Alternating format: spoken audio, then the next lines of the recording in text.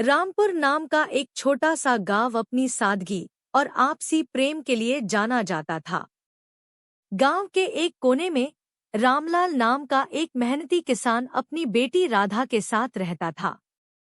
रामलाल एक साधारण व्यक्ति था, जिसने अपनी पूरी जिंदगी ईमानदारी से जी थी। उसकी पत्नी का देहांत तब हो गया था, जब राधा मात्र 8 साल की थी।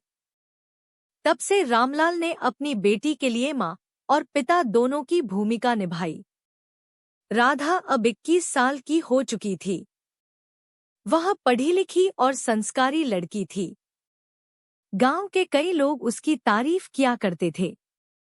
रामलाल की एक ही इच्छा थी अपनी बेटी की शादी अच्छे घर में करना, लेकिन उसके पास धन का अभाव था।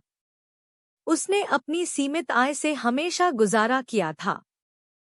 शादी के भारी खर्च की चिंता उसे दिनरात सताने लगी। शादी की तैयारी। राधा के लिए एक अच्छा रिश्ता आया। लड़का सरकारी नौकरी में था और उसका परिवार भी अच्छा था। यह सुनकर रामलाल बहुत खुश हुआ, लेकिन उसकी खुशी ज्यादा देर टिक नहीं पाई। उसे एहसास हुआ कि शादी के लिए उसे बड़ी रकम की जरूरत पड़ेगी। कपड़े, गहने, भोज और अन्य खर्चों के बारे में सोचते ही उसका सिर चकरा गया। गांव के कुछ बुजुर्गों ने रामलाल से कहा, बेटी की शादी में कर्ज लेना कोई बुरी बात नहीं। सब ऐसा करते हैं, तुम भी ले लो। रामलाल ने सिर झुका लिया। उसने आज तक कभी किसी से उधार नहीं लिया था, लेकिन इस बार हालात ऐसे थे कि उसे यह कदम उठाना ही पड़ा। रामलाल का एक पुराना दोस्त हरी, जो गांव के ही दूसरे कोने में रहता था, आर्थिक रूप से संपन्न था। हरी ने हमेशा रामलाल का ख्याल रखा था। जब भी रामलाल किसी मुसीबत में पड़ता, हरी उसकी मदद के लिए खड़ा रहता। इस बार भी रामलाल ने हरी से मदद मांगी।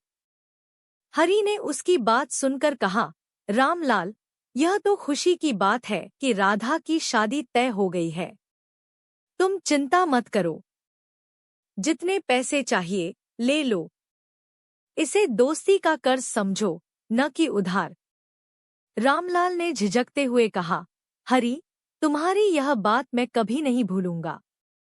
लेकिन यह कर्ज है और मैं इसे चुकाऊंगा। यह मेरा वादा है। हरी ने उसे 50,000 रुपए दे दिए। शादी का दिन राधा की शादी बड़े धूमधाम से हुई। रामलाल ने अपनी हैसियत से ज्यादा खर्च किया, ताकि उसकी बेटी को किसी चीज की कमी महसूस न हो। गांव वाले उसकी तैयारियों की तारीफ कर रहे थे। सबने कहा, रामलाल ने अपनी बेटी की शादी में जी जान लगा दी है। यह हर पिता के लिए गर्व की बात है। शादी का दिन राधा और रामलाल दोनों के लिए भावुक था। विदाई के समय राधा ने अपने पिता से कहा, पिताजी, आपने मेरे लिए जो किया, मैं उसे कभी नहीं भूल सकती। आप मेरी ताकत हैं। कर्ज चुकाने का संकल्प। शादी के बाद रामलाल के ऊपर एक नई जिम्मेदारी थी, कर्ज चुकाने की। उसने हरी से कहा था कि वह धीरे धीरे सारा पैसा लौटा देगा। रामलाल ने खेतों में पहले से ज्यादा मेहनत करनी शुरू कर दी। वह सुबह से लेकर देर रात तक काम करता।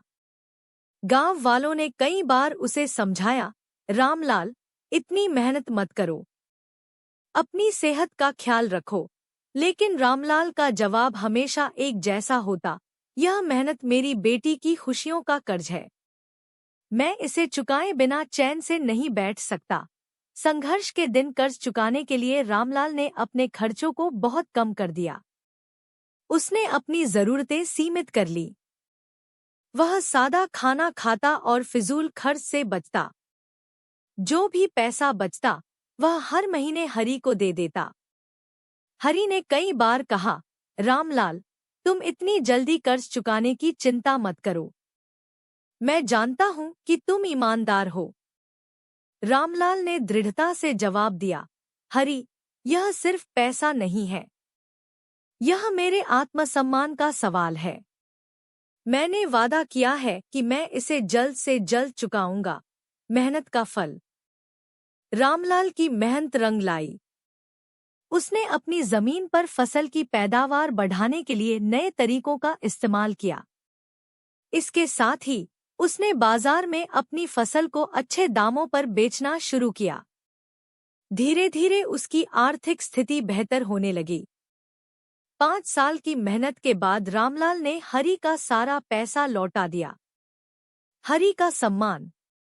जब रामलाल ने हरि को आखिरी किस्त दी तो हरि की आंखों में आंसू आ गए। उसने रामलाल से कहा, तुमने मुझे दिखा दिया कि सच्ची दोस्ती और ईमानदारी का क्या मतलब होता है। मैं तो इसे कर्ज मानता ही नहीं था, लेकिन तुमने इसे इतनी गंभीरता से लिया। मैं तुम पर गर्व करता हूँ। रामलाल ने मुस्कुराते हुए कहा, हरि, यह सिर्फ कर्ज नहीं था। यह मेरी बेटी की खुशियों का हिस्सा था। मैंने अपनी आत्मा की शांति के लिए इसे चुकाया। तुम्हारी मदद के बिना यह संभव नहीं था। रामलाल की कहानी पूरे गांव में एक मिसाल बन गई। लोग उसकी मेहनत, ईमानदारी और संघर्ष से प्रेरणा लेने लगे। उसने यह साबित कर दिया कि अगर इंसान के इरादे मजबूत हों, तो कोई भी मुश्किल उसके रास्ते में रुकावट नहीं बन सकती। रामलाल की ईमानदारी और मेहनत ने न केवल उसकी बेटी का भविष्य सुरक्षित किया, बल्कि यह भी दिखाया कि पिता का प्यार और जिम्मेदारी सबसे बड़ी ताकत है। यह कहानी हमें यह सिखाती है कि कर्ज लेना बुरी बात नहीं है, लेकिन उसे चुकाने की जिम्मेदारी निभाना सबसे बड़ी नैतिकता है। पिता का कर्ज सिर्फ पैसे तक सीमित नहीं होता, यह उसके संघर्ष, बलिदान और प्यार का प्रतीक होता है। रामलाल जैसे पिता हर बेटी के लिए प्रेरणा होते हैं। पिता का कर्ज न केवल एक कहानी है, बल्कि यह हर पिता के संघर्ष की गाथा है, जो अपनी संतान की खुशियों के लिए कुछ भी कर सकता है। ऐसी ही नई नई कहानी सुनने के लिए मेरे चैनल को सब्सक्राइब जरूर कीजिए, वीडियो को लाइक कीजिए।